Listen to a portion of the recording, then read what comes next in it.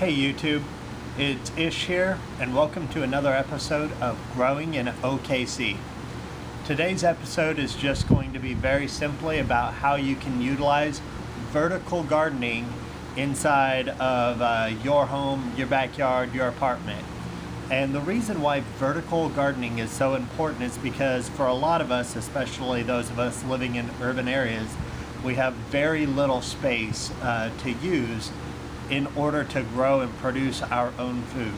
And so there are a lot of things you can do when you build vertically, when you build your beds vertically, or when you grow vertically, that can increase the amount of food that you produce because you're utilizing more vertical space than ground space.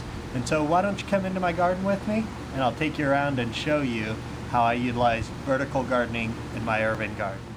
Okay, so here I am with my marigolds, and I wanted to show you all how I utilize raised vertical posts to grow my cantaloupe. And as you can see, this cantaloupe's doing really well. This is just 3 cantaloupe plants along a 3-foot section of just 2 T-posts and some netting that you could buy at any box store.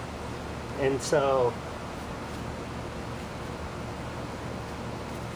what this does is the cantaloupe trellises up the netting, kind of weaving itself in and out of the netting, and now I can grow my own cantaloupe. And this also has another unique function. In addition to just growing vertically and not utilizing as much space, I'm also able to not have my cantaloupe get rot because it's being exposed to the moisture in the soil. And so I get better, healthier cantaloupe, as well as I can use this space for other things throughout the growing season.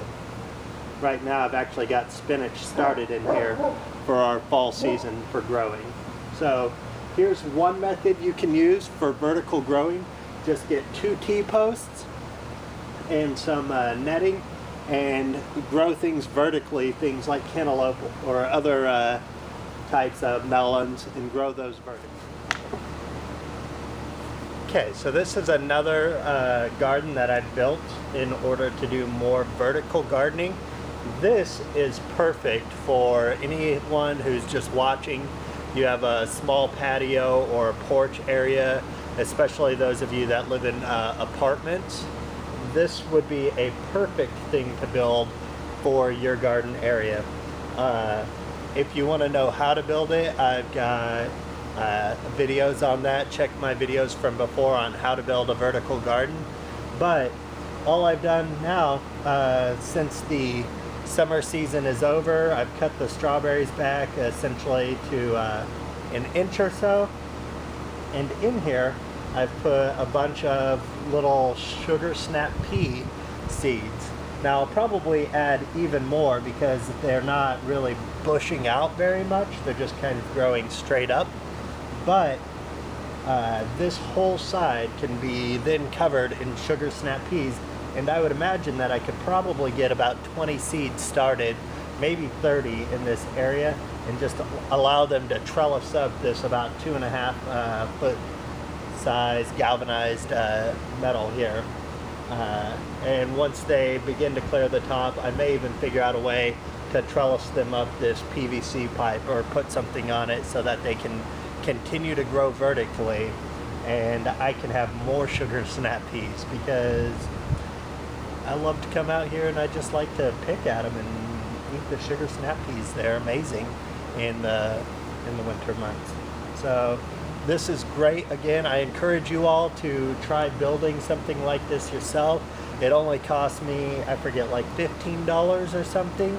And so you can grow all season long on your patio with a vertical garden like this, using the top space for something big like a squash, tomato, or just herbs. Right now I've got a few little green things in here that aren't doing well because they're supposed to be fall plants, and it's 100 degrees out here in Oklahoma on September 1st. But yes, build it yourself. Check out my old video and grow vertically.